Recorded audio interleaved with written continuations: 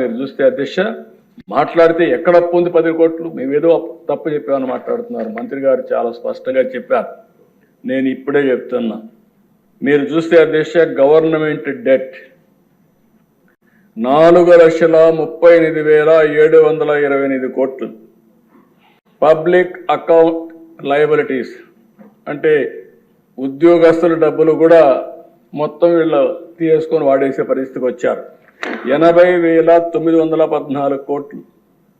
Corporations debt 2,48,677 కోట్లు. Civil సప్లైస్లో అప్పు 36,000 కోట్లు. డ్యూటీ పవర్ సెక్టర్లో వాళ్ళకి ఇవ్వాల్సింది 34,267 కోట్లు. Outstanding dues to vendor స్కీమ్స్కి ఇప్పుడు బకాయిల దిశ మొత్తం కాంట్రాక్టర్ అందరికీ 1,13,244 కోట్లు. అదే మరి ఉద్యోగస్తులకు ఇవ్వాల్సింది ఇమీడియట్గా 21,980 కోట్లు. Non contribution of sinking fund కింద 1,191. ఇవన్నీ కలిపితే 9,74,556 కోట్లు ఇప్పుడు తేలిన అప్పుడు. ఇంకా తవ్వితే ఎంత వస్తుందో నాకు తెలియదు.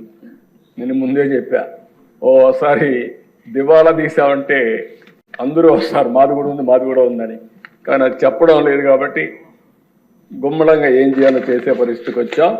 ఇది కాదని ఎవరన్నా అంటే రండి, లెక్కలు చూపిస్తా.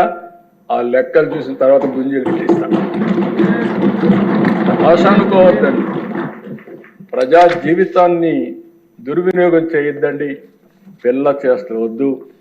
లెక్కలు లెక్కలే. ఈ లెక్కల్ని ఎవ్వరు ఏమీ చేయలేరు. గవర్నమెంట్ దగ్గర మీరు అకౌంట్ దాచిపెట్టారు. ఈరోజు మేము ఏది కూడా దాపరికం లేదు. అందుకే అన్ని జీవోల్ని ఆన్లైన్లో